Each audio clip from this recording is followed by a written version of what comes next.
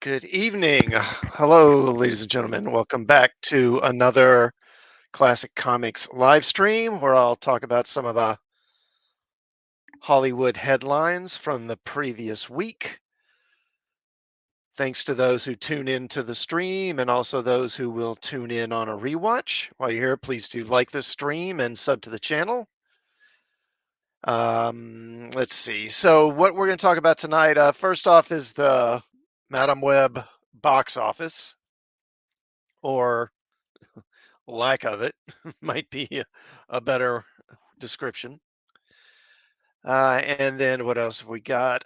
So Avengers 5, they may be making some significant changes to Avengers 5, and Kang may not even be in it. They may go with a different villain. Let's see. Then there's some Superman related news. I'm sure you saw the cast photo. And also, there's some news regarding the Superman and Lois show, which is being canceled. And Joker 2. So, Joker 2's budget has apparently really ballooned. And I'll take a look at that too. But let's first just go ahead and get into Madam Web, shall we? Let me get this. And this is, I believe, this is from Screen Rant. Do I need to? Let me. There. I hope I'm coming through better now. Let me see. How's the volume? Okay. All right. So Madam Web box office suffers huge second weekend drop. Madam Web has suffered a significant week two drop at the box office. The superhero feature, which stars Dakota Johnson as clairvoyant paramedic Cassie Webb, is the latest installment in Sony's Spider-Man universe, which includes the popular Venom movies and the infamous critical flop Morbius. The movie opened midweek over the Valentine's Day holiday, earning a 3-day opening weekend total of 15.3 million. Though even if its head start is included, its 6-day total still marked the lowest opening gross for the entire franchise. Per Deadline, the Madam Web box office has dropped from second to fourth place on the domestic chart in its second week. Wow. Down to fourth. With a projected 3-day gross of 5.56 million. The movie's cumulative domestic total is estimated to reach 35 million by the end of Sunday, a total that pales in comparison to its reported $80 million budget, a cost which means that it will likely have to earn at least 160 million in order to have hit the break-even point. This also marks a significant 64% drop from the previous weekend. A 64% drop is not a very good result, but for any blockbuster title, let alone one with such a big budget. However, the Madam Web, and actually the budget isn't that big compared to a lot of superhero movies. However, the Madam Web release actually had the second best drop of Sony's Spider-Man universe so far, which is currently a 4-movie franchise with 2 additional movies, Kraven the Hunter and Venom 3, set to premiere before the end of the year. Below, check out how the new movie's drop compares to the previous installments in the franchise. And let's see. So for Venom, it was a 56.4% drop. Venom, 64.7% drop. Morbius, 73.8%. Huh. Well, that's better than nothing, I guess. Madam Web's week 2 drop was slightly better than Venom Let There Be Carnage, which turned out to a significantly lower gross than the previous installment in the Venom sub-franchise. However, because its opening weekend was so much higher, Venom 2's second weekend gross of 31.8 million was still considerably above the new movie's scant 5.56 million take. The same is true of Morbius, which had a second weekend haul of 10.2 million despite a catastrophic franchise worst second weekend drop.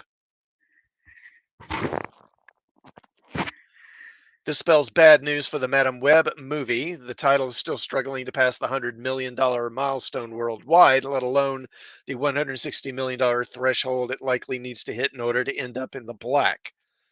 With big blockbuster titles coming throughout March, including Dune Part 2, Kung Fu Panda 4, and Ghostbusters Frozen Empire, it seems unlikely that the movie will be able to stand up to the competition and earn its money back. Yeah, probably not. And again, I mean, with anyone with half a brain could have seen this coming, but I don't know. I mean, studios are going to do what they're going to do. Oh, great. Now my computer's frozen. Okay, wonderful. Am I going to have to cancel this?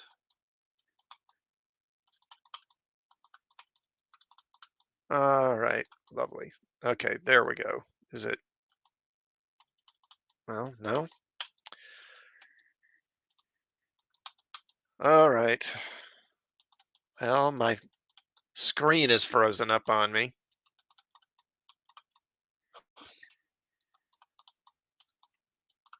Are you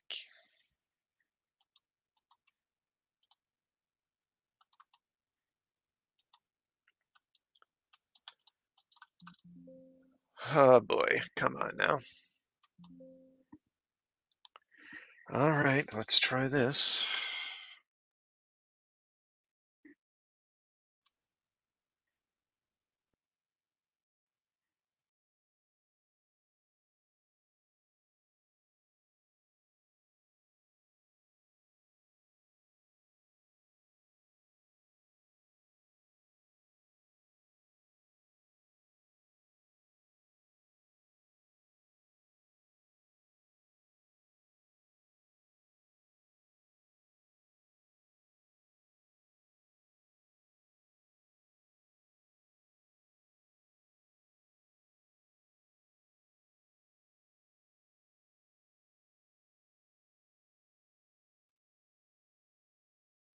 Ah, lovely. Okay, well, my computer froze up and it kicked me out there for a minute.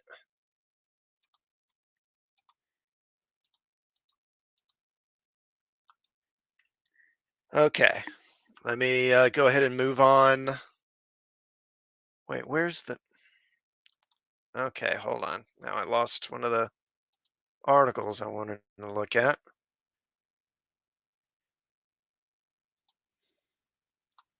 Where is it?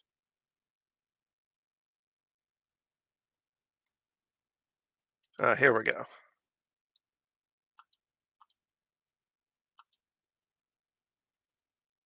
Okay, so and then there's another story here that speaks about uh, the refunds that a lot of people are demanding. Apparently, there were a lot of refunds being requested, and this is from CBR.com. Madam Web tickets were getting refunded in mass on opening night.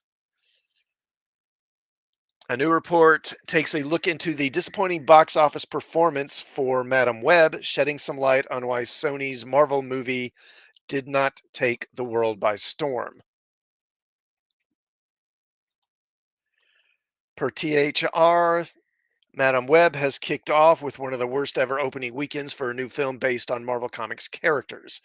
Ahead of the release, it was looking clear that the film was in trouble, as advance ticket sales were not very strong. Reportedly, an insider for an unnamed major theatrical chain spoke about how many of the advance ticket sales could actually be seen dwindling in real time as film goers were requesting refunds as late as Wednesday, the midweek opening day for Madam Web. On Wednesday night, you could actually watch advance ticket sales declining in real time as buyers were refunding their tickets, the insider is quoted as saying. It really says something when you'd rather have Shazam 2 numbers.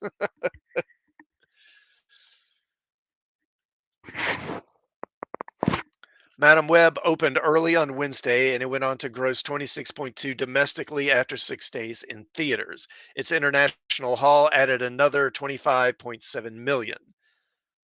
The movie's budget was reportedly said to be around 80 million, but the new THR report claims that it had actually surpassed 100 million. With added marketing costs, Madame Web is looking to cost Sony a substantial amount of money, though things could have been worse. 100 million is certainly not a low budget, but it's still half of what most other films based on Marvel or DC comics have typically been given.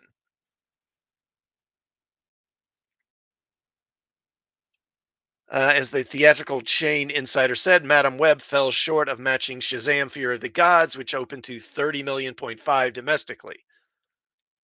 The new film also sets the unfortunate record of serving as the lowest grossing film based on Marvel Comics characters since the release of the Pan Fantastic Four remake in 2015. That earned 26.2 million in the United States with its opening. Both of these films also failed to open at number 1 as Madame Web lost the top spot to a Bob Marley biopic while Fantastic Four was unable to dethrone Mission Impossible Rogue Nation. One reason that could explain some of the dwindling advance ticket sales could be the bad reviews it had gotten with its early reviews. The film was not a hit with critics since having set a new low for Sony's Spider-Man universe, or having since set a new low by earning a score lower than Morbius. Its score is at a low 13%, and though its audience score is much higher at 55, that also marks the lowest audience score of the SSU, which whether it would be Spider-Man, Sony Spider-Man universe. I guess that's what that means. Yeah, when you're hoping, when you're wishing you could have Shazam 2 box office numbers, that's not good. And they say it's actually closer to 100 million. So you're looking at really needing to make more around 200 million at least just to break even. Yeah, that just makes it sound even worse. Okay.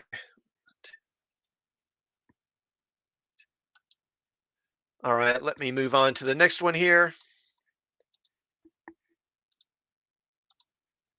And this is about Avengers number 5. And this comes from Gizmodo. Report: Avengers Kang Dynasty is getting a name change and could drop Kang entirely. Superhero movies are in a weird place right now, especially at Marvel's House of Ideas.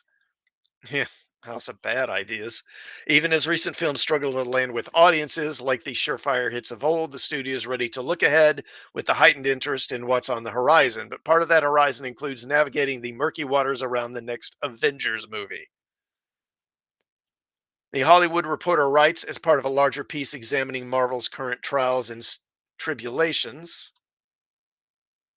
Let me see. I may want to. Okay, I may go ahead and take a look at that article too, as long as we're looking. As part of a larger piece examining Marvel's current trials and tribulations, from the lackluster box office response to the Marvels to Disney pinning all its hopes for 2024 on Deadpool and Wolverine, that as the studio has pulled back on its plans to rapidly expand the MCU on big screens and small, breathing room acquired during the Hollywood strikes, and by pushing back several films out of the immediate. Man, this is not written well. By pushing back several films out of the immediate has seen Marvel cast a new eye over what was at one time the crown jewel of its cinematic future, the next Avengers movie, Kang Dynasty. According to the Hollywood Reporter, Kang Dynasty is no longer Kang Dynasty. The fifth Avengers film, which recently lost its director, Shang-Chi's Destin Daniel Cretton, and gained a new writer in Loki's Michael Waldron, is allegedly being refocused, with a new name to remove the titular bad guy Kang the Conqueror from the title, as well as efforts to radically minimalize the role of or entirely remove Kang from the narrative in the wake of Jonathan Majors being found guilty of reckless assault in December 2023.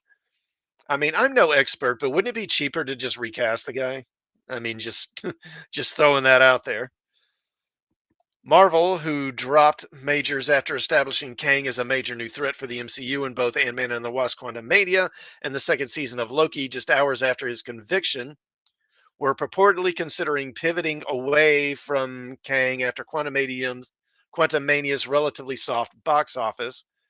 But now, having formally severed ties with majors altogether, the studio is seemingly going back to the drawing board in a major way. It wouldn't be the first time we've heard about Marvel pondering the future of the Avengers, arguably the most successful series of its MCU franchise. Prior report, Prior reports investigating the precarious moment Marvel's output finds itself in lately allege that some plans for the next duology of Avengers movies, with a second film titled Secret Wars after the legendary comic events of the same name, could feature ways to reunite the original team members and cast. Time will tell just what plans Marvel has for its future, but for now, it has Deadpool and Wolverine and the arrival of the first family in the Fantastic Four to contend with.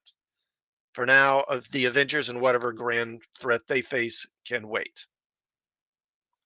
Yeah, I mean, wouldn't it be easier to just recast the guy rather than getting rid of Kang and rewriting the whole movie?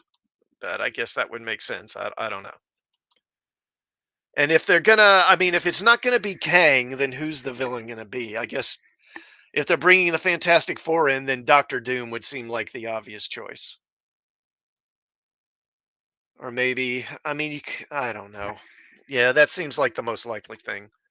All right, let's look at this Marvel article from the Hollywood Reporter here. See what that says. All right, Hollywood Reporter. How Marvel is quietly retooling amid superhero fatigue. Just over a year ago, Ant-Man and the Wasp: Quantumania was set to take Marvel Studios to the next level. A new villain was going to be introduced, setting the stage for several years worth of storytelling. And the movie itself was a giant sizing of a franchise that was previously modest in scope. Instead, the Peyton redirected movie heralded a year's worth of missteps, box office blunders, and PR nightmares. It was all uncharted territory for Marvel, which had steadily been generating box office gold for 15 years. But the Disney division is in the midst of a pretty darn good February, all things considered, is it? Despite the general gloom that surrounds the superhero genre as of late.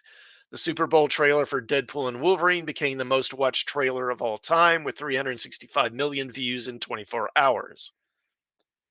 Yes, Disney's math includes the 123 million people who tuned in for the game, which included just 30 seconds of the trailer, but Super Bowl fudging or not, the clip's reach was an encouraging number for a studio whose last movie, The Marvels, became the lowest grossing in the MCU's 33 film run, hitting just 206 million globally.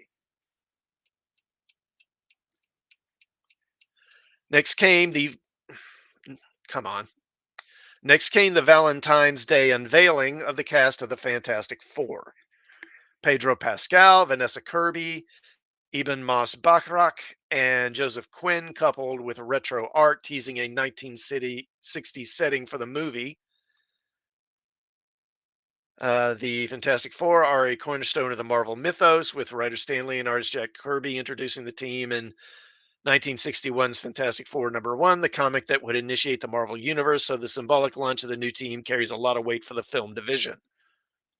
This will be the third incarnation of the Fantastic Four to hit the screen, not counting the infamous Roger Corman version. A day later, Marvel launched the trailer for X-Men '97, a revival of the 1990s cartoon that debuts in March. The trailer set an internal Disney record as the biggest launch for an animated series on Disney Plus, ahead of other Marvel shows such as What If and any animated Star Wars series. These public facing moves come as studio boss Kevin Feige recalibrates the creative direction behind the scenes. Early in February, the company completed reshoots for Agatha Darkhold Diaries. They're determined. I'll give them credit. They're gonna bring us that whether we want it or not. The WandaVision spinoff starring Catherine Hahn that is expected to hit Disney Plus this fall. The company usually budgets 5 days of reshoots into the schedule, but the studio completed the work in just one, fueling a sunny outlook around the show internally, according to sources associated with the series. Yes, I'm sure it will be a huge hit for, for Disney Plus. Uh, the studio also quietly hired Eric Pearson to polish the script for Fantastic Four, which will shoot this summer in London. Pearson is a company stalwart who worked on Thor Ragnarok and Black Widow and has a reputation for taking projects over the finish line. The stakes for that movie are high as the studio is still searching for characters and actors who can carry its universe forward after the exits of Robert Downey Jr. and Chris Evans. Marvel also hired Joanna Kalo, the showrunner of the acclaimed FX series The Bear, to work on the script for Thunderbolts, The Hollywood Reporter has learned.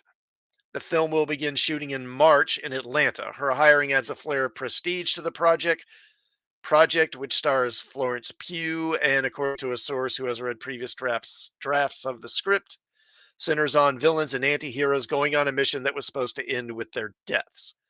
In other words, a Suicide Squad knockoff. Marvel is also cleaning up the creative mess left in the wake of Jonathan Majors, the once rising actor cast to play the linchpin villain role in the next Avengers movies, but who in December was found guilty of reckless assault in the third degree and harassment in a Manhattan court after a domestic incident with his ex partner, a movement coach he met while working on Ant-Man and the Wasp Quantumania. Marvel dropped Major's hours after the conviction and is rewriting those movies, which will now either minimize the character or excise him entirely. The first of the new Avengers movies, due out in 2026, was initially titled Avengers Kang Dynasty, but will be getting a new title to remove the character's name. Those sources say that even before Major's conviction, the studio was making moves to minimize the character after Quantum Mania underperformed, grossing 476 million. Well, I think it's pretty much all but a guarantee that movie's going to get pushed back, but we'll see. On the TV side, Marvel has been reorganizing its operations to allow for greater control from showrunners, a move made after the critical failure of the expensive Samuel L. Jackson spy series Secret Invasion, which sidelined executive producer Kyle Bradstreet after a year, with various creative factions vying for influence in his wake. The show had about 2.5 billion minutes of viewing over its 6-week run, per Nielsen, in the bottom third of Marvel's live action Disney Plus offerings so far. The focus is internal this year, says one insider of all the tinkering going on behind the scenes. Execs are not calling it a reboot, not even a soft one, but more of a creative retooling.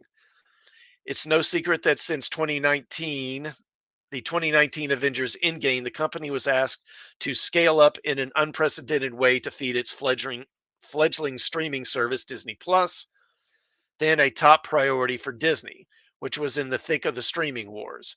First under the direction of Disney CEO Bob Iger and later his short-lived successor Bob Chapek, Marvel expanded into TV series and animation with the goal of the MCU becoming a place with a seemingly endless procession of year-round releases.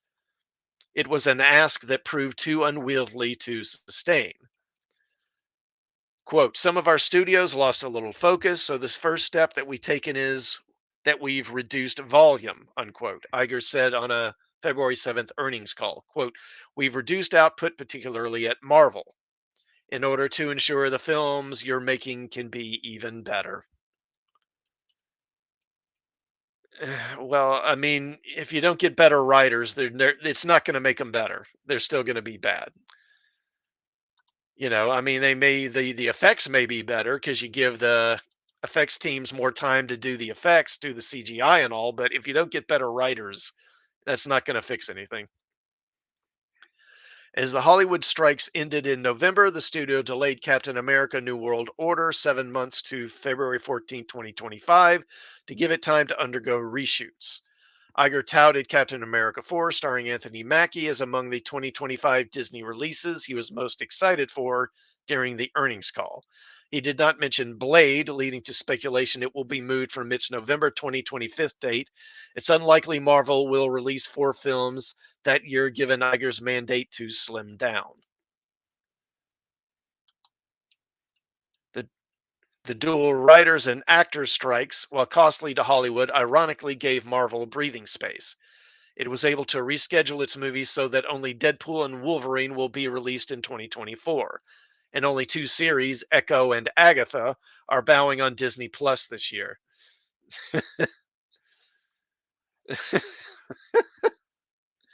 Echo and Agatha. Ugh. Other movies remain in the script stage, while TV shows such as Ironheart have filmed but have no release date in sight. It is all designed to give creators some breathing room and give audiences the chance to miss the MCU just a little bit.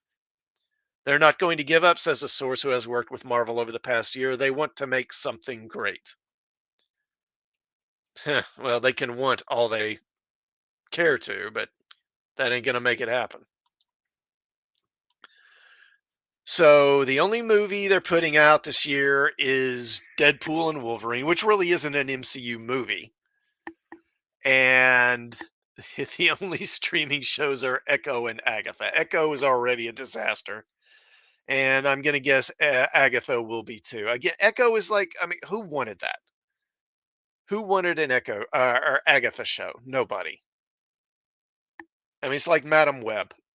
Who wanted a Madam Web movie? Nobody wanted that except some people in the right positions at Sony. And same thing at Marvel with Agatha and Echo too, both of them. I mean, nobody wanted those shows. Well. All right, and I have another Marvel related story here, and then we'll move on from Marvel after that. Okay, and this is from IGN. Marvel star Mark Ruffalo says MCU had more mystique before Disney Plus expansion. Hulk star Mark Ruffalo has said the Marvel Cinematic Universe had more mystique before the Disney Plus streaming expansion, and also explained why he probably won't get a solo film. According to GQ, or no, speaking to GQ, excuse me, Ruffalo commented on the MCU's expansion into TV shows, which saw it balloon from 12 hours and 24 minutes in Phase 1 to 54 hours and 40 minutes in Phase 4. I think the expansion into streaming was really exciting, but the thing about Marvel movies is you had to wait 3 years, and that created a mystique, Ruffalo said. These corrections could be really positive things. Will it be what it was? I don't know. Practically every film and show connects to another part of the MCU, leaving some elements unclear or unfinished for those who struggle to keep up with every minute. Disney has similarly okay, wait. Disney has similarly been struggling to keep fans engaged recently, as latest release The Marvels had the MCU's worst box office performance so far despite positive ratings. Bringing back original characters has been touted as one possible route to success for the MCU, but Ruffalo thinks his character of Hulk, who had last appeared in She-Hulk Attorney at Law, but arrived in the second ever film, isn't a likely candidate. I'd love to do a standalone Hulk, but I just don't think that's ever going to happen, he said. It's very expensive if you did a whole movie, which is why they use the Hulk so sparingly. I priced myself out. The MCU will only see one film released in 2024, Deadpool and Wolverine. The film known as Deadpool 3 till recently premieres on July 26 with Ryan Reynolds, Hugh Jackman, blah blah blah. Yeah, it's hard to see it ever getting back to what it was, and certainly it's not going to if they keep churning out material the way they have been. Now they say they're going to cut back. But Star Wars is another one. Star Wars has the same problem, I think. It used to be Star Wars films were such an event because, you got like the original trilogy, you got one every 3 years, and that was really I mean, well, you had a few books. There weren't many Star Wars books early on, and you had the Star Wars comic at Marvel. and that was kind of it. Now after Jedi, oh wait, now wait, did droids? When did droids start?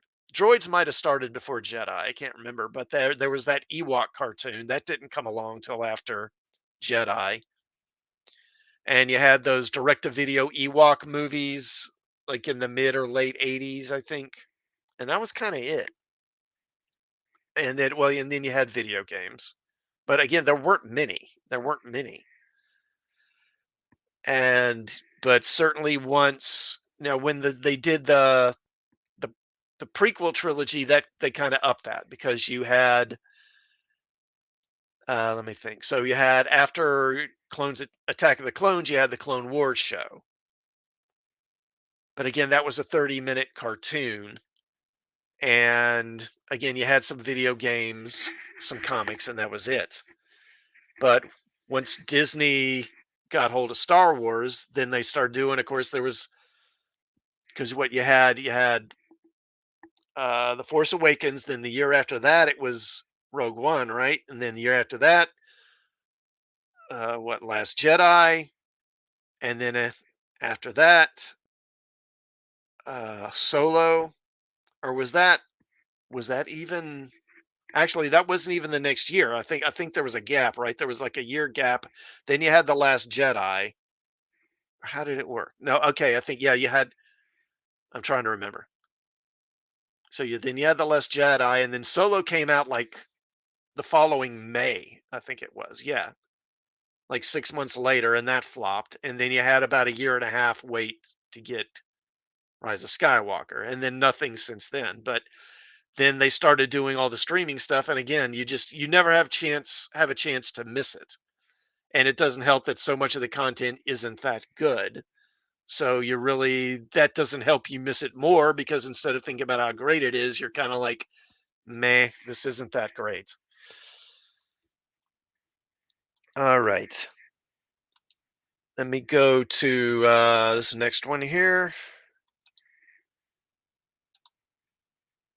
And this is from Variety. Ah, come on. Warner Brothers spends big. Joker 2 budget hits 200 million. Lady Gaga's $12 million payday, courting Tom Cruise's new deal, and more. In January, Warner Brothers Motion Picture Group chiefs Michael DeLuca and Pam Abdi jetted to London to connect with the new crown jewel of the studio, Tom Cruise. The three met to identify a film that would kick off their non exclusive strategic partnerships.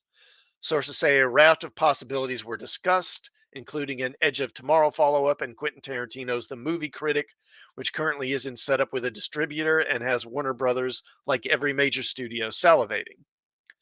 At 61, Cruise remains the king of studio tentpoles, a ruse solidified by 2022's Top Gun Maverick, which took in 1.5 billion worldwide. But Cruise wants more than action stardom. He'd like to return to working with auteurs like Paul Thomas Anderson. In fact, he hasn't earned an Oscar nomination for acting since he appeared in Anderson's 1999 drama Magnolia.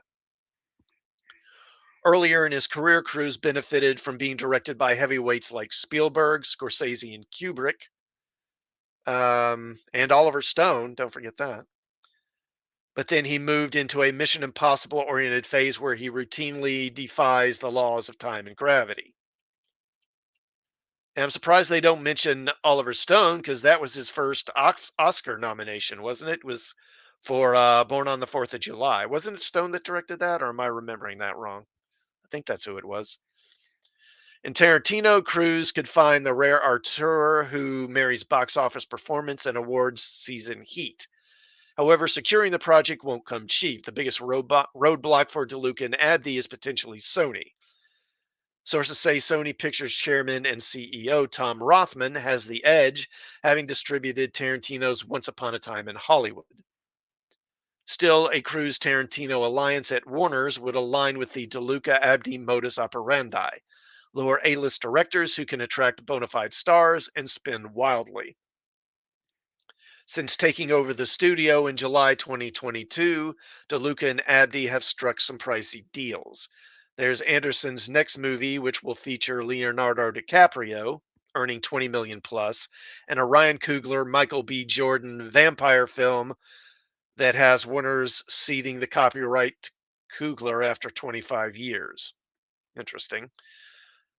The latter move was a head scratcher considering that Tarantino is the only other director to secure an eventual copyright from a major studio with Once Upon a Time, and will surely be looking to replicate that with Movie Critic. But sources who have done recent business with the studio say the mandate to spare no expense to land big talent comes via Warner Brothers Discovery's CEO, David Zaslav. The strategy at Warner Brothers right now, and the reason they made some money, or they made some of these big star deals, is they're basically playing with other people's money, says one insider.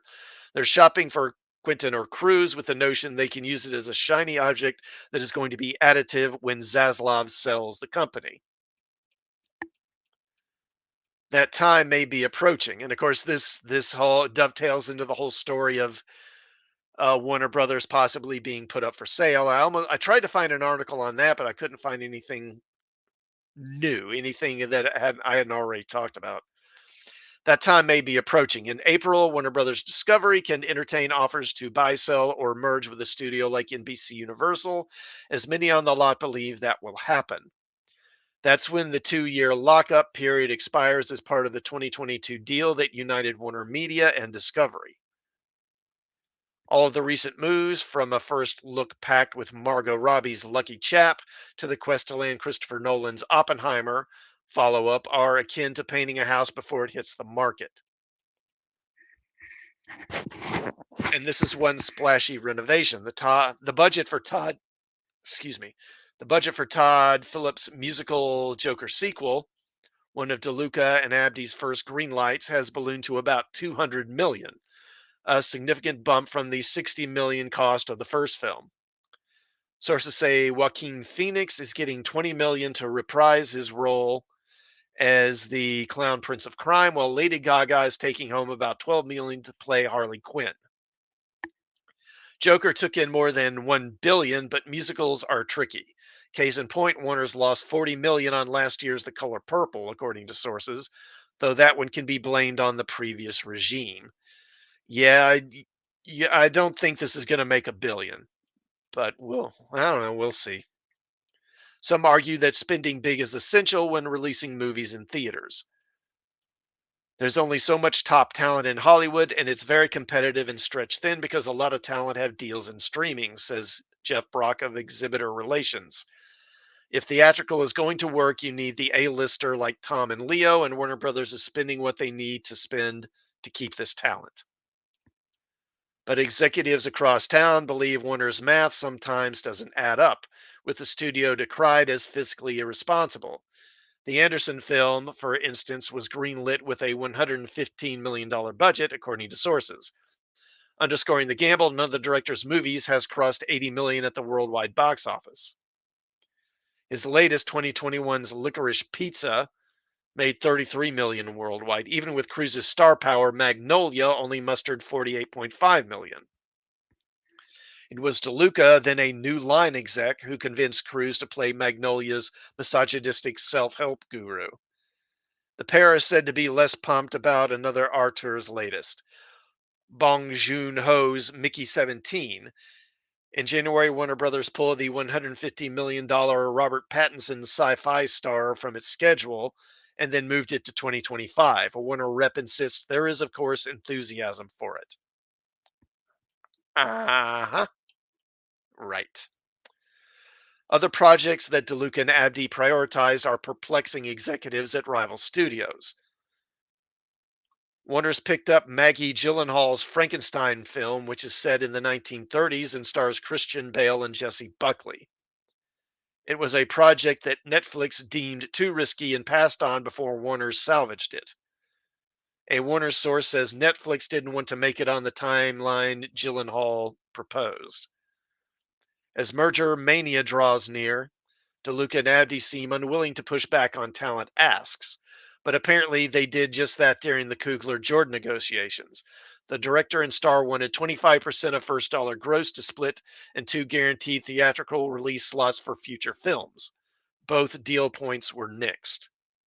Despite the pressure to acquiesce to demands from top talent, DeLuca and Abdi can still say no. Yeah, I think this Joker movie, I don't know. I mean, the first one was such a surprise hit. I don't think anybody expected it to do as well as it did. But I think the movie, I think it touched on certain cultural, um, what's the word, cultural currents at the time.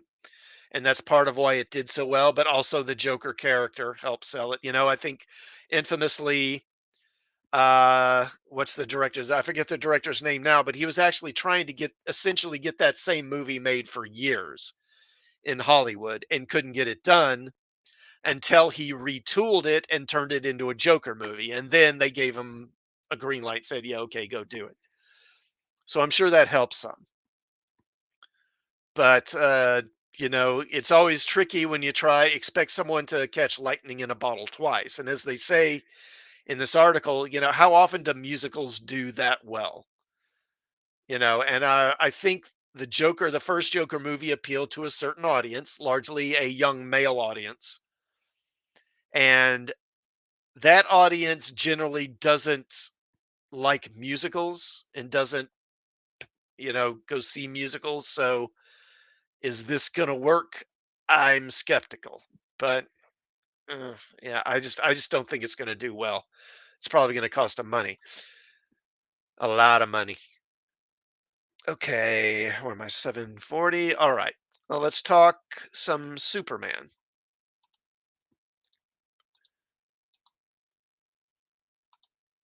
And this is from TV Line.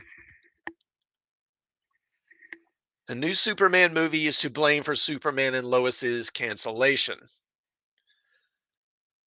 Superman is faster than a speeding bullet and more powerful than a locomotive, but the one thing he simply cannot compete with is himself.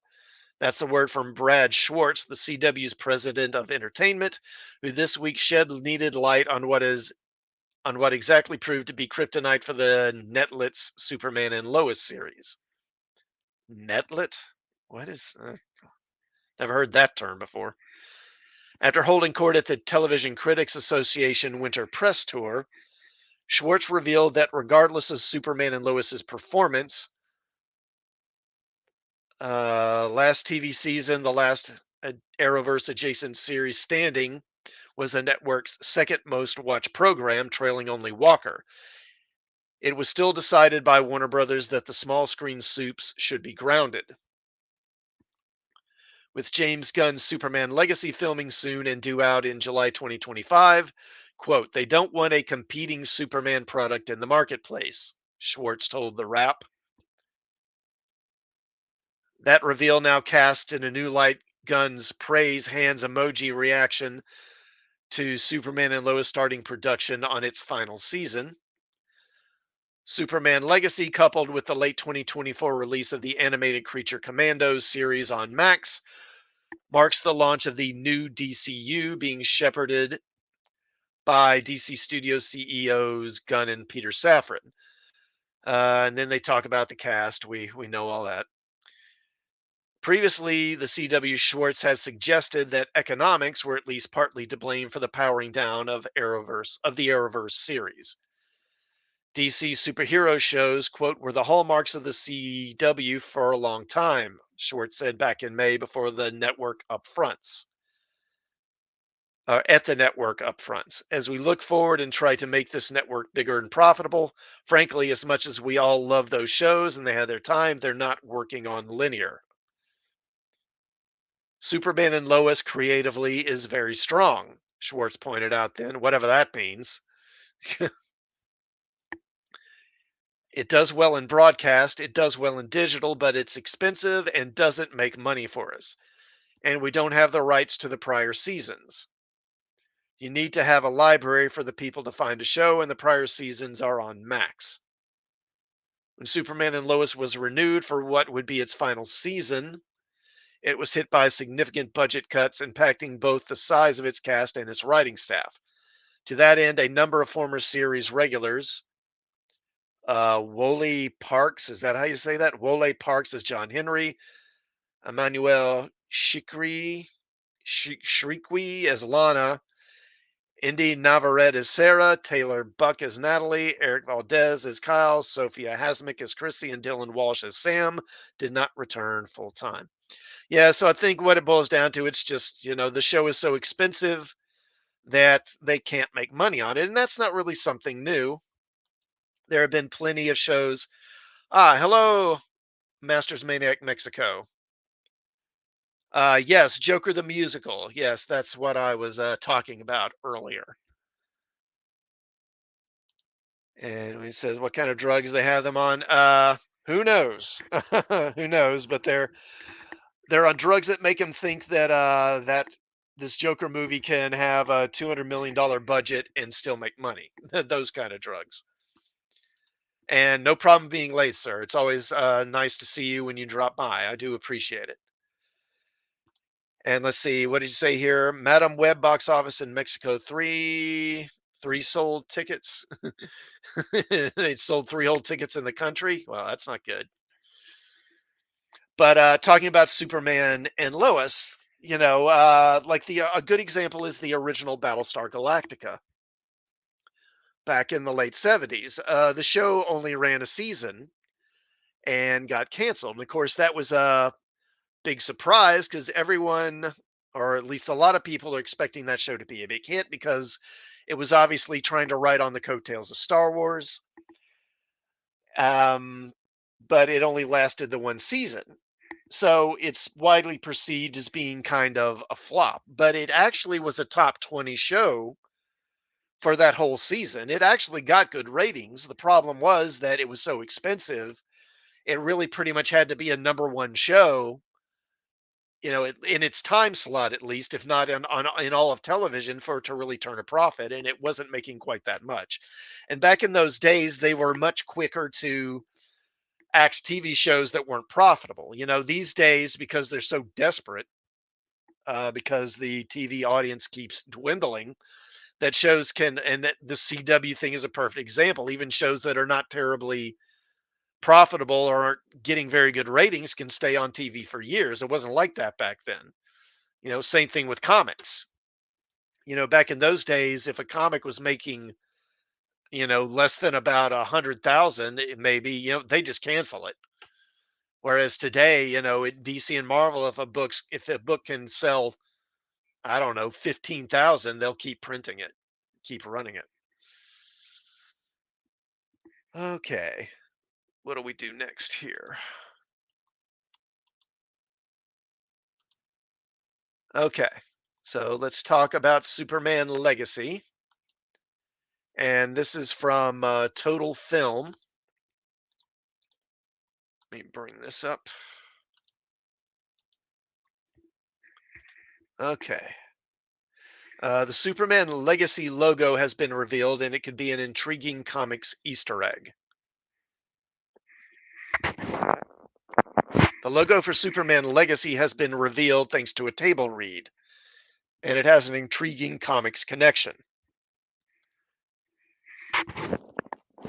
Isabella Merced, who is playing Hawkgirl in the movie, shared a snap of the table read to her Instagram story. Look closely, and you'll see the new Soup's logo closely resembles the one sported by Kingdom Come Superman. And yeah, that is pretty much his style of the logo. Of course, the logo should be red, but this is probably from the back of the script or front of the script or something like that. Yeah, here it is. You see it. It's on this kind of name thing here on that she was probably sitting at. Let's see. Come on. Let's get man, this thing's turning slow. For the uninitiated, Kingdom Come is an alternate universe storyline from the comics that sees Superman, devastated after the murder of Lois Lane and its fallout, retreat to the Fortress of Solitude. He's eventually brought back to heroism by Wonder Woman and forms a new version of the Justice League. Now, considering the story involves all out war between different superhero factions and results in a nuke killing many of these heroes, then Superman settling into a relationship with Wonder Woman, We can hazard a guess that the new film won't follow the comics directly. Still, it's interesting that the movie's logo seems to be borrowing the same aesthetic. Just what that could mean for the movie is a mystery for now. Superman Legacy will involve multiple heroes, just like Kingdom Come. Along with Hawk Girl, there's also Guy Gardner and Mr. Terrific, then characters like Lex Luthor, Metamorpho, and Jimmy Olsen. Superman Legacy is set to release on July 11th, 2025. It'll be the first movie of DCU Chapter 1, Gods and Monsters. But Creature Commandos is coming out this year on Max, blah, blah, blah. Yeah, I certainly hope I mean, if they go right to Kingdom Come, that would be disastrous. I mean, you can't that will not work. And in addition, there's the whole issue of the logo. I certainly hope that David Corn Sweat that his costume will not have the Kingdom Come Superman logo or emblem. Because again, it's like starting off with Kingdom Come. That Kingdom Come is like that's the end of your DC universe, pretty much. That's an ending point. That's not where you start. And speaking of that movie, let me go ahead and bring this next one up because I got another story related to the Superman Legacy movie. In addition to the logo or emblem, there also was a cast photo that got released on social media. Superman Legacy cast photo unveiled by James Gunn on social. Glimpse of Nicholas Holt as Lex Luthor. To celebrate the ramp up of Superman Legacy's production in Atlanta, director, scribe, and co DC boss James Gunn posted a photo of the cast on Instagram today. Quote, after the table read with the Superman cast, Gunn wrote, Eve, Mr. Terrific, Superman Clark, Otis. They've got Otis in it? Okay. It's just a little place. Lex producer Peter Safran, Jimmy, Metamorpho, Lois, Hawkgirl, me, Guy, the engineer, all together for the first time. What a wonderful day. Of note in the photo is a bald headed Nicholas Holt as Lex Luthor. The actor follows in the footsteps of such actors as Gene Hackman, Kevin Spacey, and Jesse Eisenberg, who've played the villain on the big screen. David Cornsweet is playing the title role, while the marvelous Mrs. Maisel, Emmy Award winner Rachel Brosnahan, is Lois Lane. Also in the photo are Skylar Gisondo, Jimmy Olsen, Anthony Kerrigan, Metamorpho, Eddie or Edie Gathegi, I guess it's Eddie Gathegi, Mr. Terrific, Nathan Fillion, Guy Gardner, Isabella Mercad, Hawkgirl, and more. Superman Legacy is the first feature title in the new Gunn and Peter Safran run DC universe. Quote, it's not an origin story. It focuses on Superman's balancing his Kryptonian heritage with his human upbringing. He's the embodiment of truth, justice, and the American way. He's kindness in a world that thinks of kindness as old fashioned, said Safran at the 2023 DC presser. As Deadline first told you in recent weeks, House of the Dragon's Millie Alcock nabbed the coveted role of Supergirl. Alcock's Supergirl will appear in a DC based project before headlining her own movie, Supergirl Woman of Tomorrow, based on Tom King's 2022 comic book. No director has been selected for that project, though an autumn start for the movie is being eyed. Okay, so here we have the photo. Now, I don't know all these people. I mean, I guess that's Corin Sweat there and Nicholas Holt. That's Safran and Gunn. Nathan Fillion, I know him. And I guess that's Rachel Brosnahan as Lois. But honestly, most of these other folks I don't know and I don't recognize.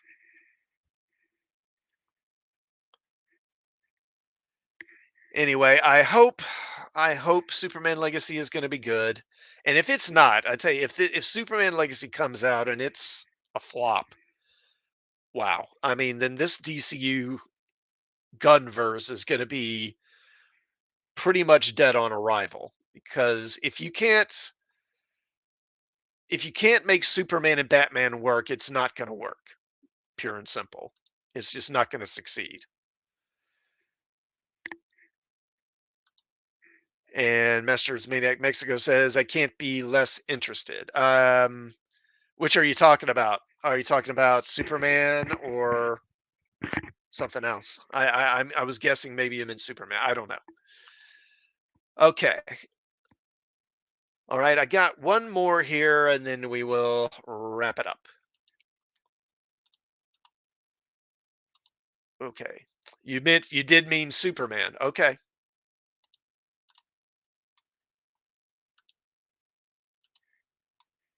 Yep. Okay. Yeah. I think a lot of people. It's going to be a hard sell. It's going to be a hard sell because I think that, and I've said this before. I think part of the problem is that the DC brand itself is just really kind of damaged and kind of tarnished, and Superman himself as an IP is as well. And you say I have high hopes in James Gunn, I guess, or no high hopes in James Gunn. Yeah, I kind of go back and forth. I don't. I mean, I'm hoping that it's going to be good more than I feel it's good. I do think that he's a talented filmmaker. And I do think that he likes comics, unlike most of the people who are doing this stuff. But I think I don't think Superman is just as a character, I don't think Superman is in his wheelhouse. I think he's not really that big a Superman fan. I do think he likes stuff like he likes the authority, and he likes more weird, kind of bizarre or quirky stuff, but I don't think he's really that big a fan of the traditional sort of straightforward superheroes like Superman and Batman, that sort of thing, or Spider-Man. But anyway, this will be the final one here. So this is from Bounding into Comics. Marvel Comics and DC reportedly cut two stories penned by convicted child sex offender Gerard Jones from upcoming Amalgam Comics omnibus. Now, last week, I did a story on DC and Marvel are doing an omnibus or a couple of omnibuses that will reprint their various Marvel DC crossovers, and also another one that will reprint all the DC Marvel amalgam related stuff, which generally is a couple of miniseries and then a bunch of one shots that are, basically feature characters that are mashups of DC and Marvel characters. Now, when I did that one, they gave a list of all the titles. And I believe I mentioned in it, or maybe it was the article mentioned, that a couple of them, JLX, which is an X-Men Justice League mashup, and Magneto and the Magnetic Men, which is a X-Men and Metal Men kind of mashup, were not listed. And at the time, it seemed like that was maybe just an oversight, but apparently that is not the case. There is a reason why those comics are not listed. In an understandable yet unfortunate for completionists move, Marvel and DC have reportedly moved to omit a pair of one shots penned by former comic book writer and current convicted pedophile Gerard Jones from their upcoming Amalgam Comics omnibus. And there he is there. As first brought to public attention by Bleeding Cool's Rich Johnston, a recent update to the omnibus's Amazon listing has scrubbed mention of both Jones's JLX Volume 1 and Magneto and the Magnetic Men Volume 1 from the collection's lineup of featured titles. While neither DC nor Marvel have yet to offer any official word as to why the two titles will be omitted from the omnibus, it's not hard to guess that the decision has to do with the fact that Jones, as noted above, is a convicted sex offender. Best known as the author responsible for redefining both Hal Jordan and Guy Gardner's characters in the 90s, with his work on such titles as Green Lantern Volume 3, Green Lantern Emerald Dawn Volume 1, and Guy Gardner Reborn Volume 1, and his co creation of the Ultraverse character Prime, as well as, strangely enough, for having provided the original translations for Viz Media's English language release of the Dragon Ball Z manga. Jones's disgusting predilections were first discovered in 2017 when, much to their horror, YouTube discovered that he had been uploading what appeared to be outright child prawn to a private channel. Wow, really? I didn't know about that. In light of this discovery, horrifying discovery, the video platform directly raised the alarm to the San Francisco Police Department, who, after searching his residence and uncovering, per a report from Sci-Fi Gate's Michael Bodley, quote, a host of electronic devices storing more than 600 images and videos depicting child prawn. They arrested the writer on suspicion of possessing, producing, and distributing said abuse materials, as well as sending harmful material to minors.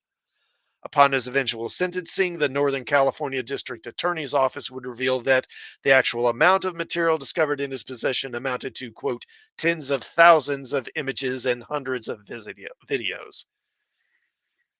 Oh my God. Later formally charged with one count each of child prawn possession and receipt, Jones would initially plead not guilty, really, before making a surprise decision ahead of his September 2018 trial to fully admit to his crimes. That takes some friggin' balls, doesn't it? I mean, this guy gets caught with piles of this stuff, and then he's like, "Oh, not guilty." Ugh. Prior to his switch, Jones received an outpouring of letters from his friends, family, and industry colleagues speaking in defense of his character. Their authors under the belief that the writer was intent to use them to defend his name. However, after his plea was changed, these statements were used not in support of his innocence, but rather at his lawyer's request that he be released on bail ahead of his sentencing, a request which the court granted. Ultimately, Northern California District Judge Vince Chabria, I guess, sentenced Jones to 6 years in prison with an additional 5 years of probation to be served upon his release and ordered him to pay restitution to his victims. Beginning his sentence on November 30th, 2018, Jones served only 4 years and 1 month of his total jail time before being released on December 30th, 2022. As of writing, Marvel Comics and DC Amalgam Comics Omnibus is set to collide with storage shelves on August 6, 2024. Yeah, so all things considered, I think that's not surprising, and I certainly understand why they are doing that. I mean, who needs that controversy, right? All right. So I'm at an hour here, so I will go ahead and wrap this up. Oh, hey, Clobby, how you doing, buddy? Good to see you. Yes, Jones was a complete dirtbag. Yeah, he is scum. I don't think there's really any other way to describe him. And good riddance. Certainly, the industry isn't going to miss him. All right, folks, I'll go ahead and wrap it up here. I want to thank everyone who tuned in during the stream. And I also want to thank those who will watch on a rewatch. Please do sub to the channel and please do like the stream. And I will probably stream again covering some uh, Star Trek on Tuesday. I'll probably be looking at the episode where no man has gone before and giving a bit of a review and my thoughts on that. And hopefully we'll have a Dune 2 review up later this weekend. Although this coming weekend I'm going to have National Guard drills, so things are going to be busy. I don't know. It may have to wait until after. Anyway, good night, everyone. Take care, and I'll see you next week.